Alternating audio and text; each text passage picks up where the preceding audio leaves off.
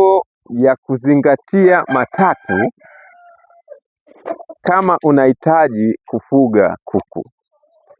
Mambo matatu ya kuzingatia kama unahitaji kuanza mradi huu wa kuku.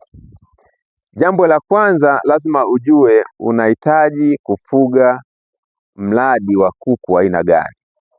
Kuna mradi wa kuku wa mayai na kuna mradi wa kuku wa nyama na kuna mradi wa kuku wale wa mwezi mmoja unaingiza sokoni. Sasa inatakiwa ujue soko linalokuzunguka ni soko la namna gani. Kama ni soko la kuku na mayai wa kuku wa kienyeji, inatakiwa ujikite kwa ajili ya mradi wa kuku wa kienyeji. Hapo utapata matunda makubwa. Lakini pili, kama ni kuku wa nyama, mradi wako soko lako limekuzunguka kuku wa nyama, unatakiwa ujikite kwa kuku wa nyama.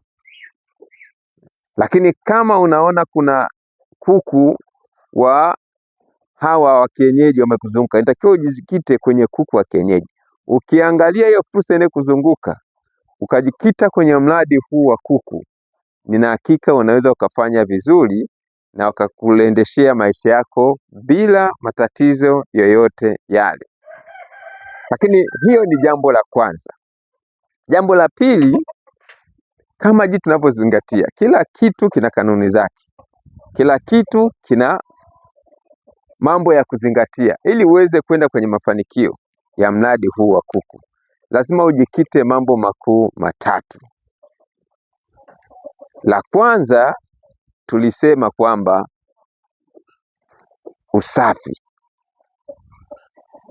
Usafi ni jambo la msingi sana katika kukuwezesha kufuga kuku kibiashara na kwa faida. La pili, chanjo. Lazima ujue jinsi gani ya kuweza kuwapa chanjo inavyostahili kwa kila muda wake unaohitajika. La tatu ni chakula. Lazima ujue jinsi ya kujichanganyia chakula ili kuepukana na gharama za uendeshaji wa mradi. Ukizingatia vitu vitatu ambavyo tayari tumevielezea leo, una uhakika wa kufuga kuku kibiashara na ukafanikiwa kabisa kabisa kabisa kabisa. Kuku ni kazi kama kazi nyingine. Kuku ni biashara kama biashara nyingine. Inategemea unaingia kufuga kwa kiwango gani. Wako watu ambao wananiuliza, hivi ninaweza nikafuga kuku nikawategemea kuku? Inawezekana ukafuga kuku na ukawategemea kuku na ukaendesha maisha yako. Kinachotakiwa ukiingia kwenye mradi wa kuku, uwe karibu nao. Pale unapoona changamoto, uwe mwepesi kuzitatua hizo changamoto. Na hakika ukizingatia hivyo vitu vitatu, wewe utakuwa mfugaji wa kuku kibiashara na ukafanikiwa kwa asilimia kubwa.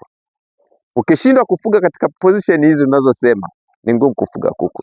Asante sana, tutaonana vipindi vingine. Mungu akubariki sana. Tuko pamoja.